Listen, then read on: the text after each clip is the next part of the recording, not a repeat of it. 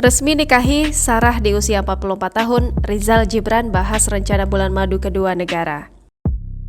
Aktor Rizal Gibran akhirnya resmi menikahi sang pujaan hati, Sarah di usia 44 tahun. Pernikahan mereka digelar pada 22 Februari 2022. Acara akad nikah sendiri diadakan di Arcadia by Horizon, Surabaya. Saat tampil di program Pagi-Pagi Ambyar yang tayang pada Selasa 1 Maret 2022, Rizal Gibran mengaku pernikahan itu mengusung konsep Arab, sehingga dia baru bertemu kembali dengan sang istri setelah ijab kabul dibacakan. Dalam kesempatan ini, Rizal Gibran juga mengungkap rencana bulan madunya dengan Sarah.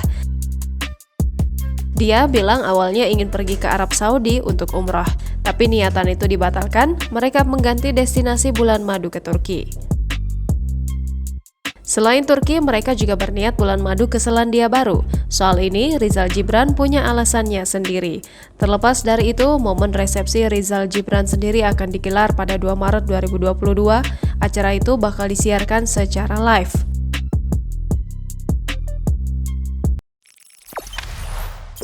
Jangan lupa subscribe, share, komen, dan like ya!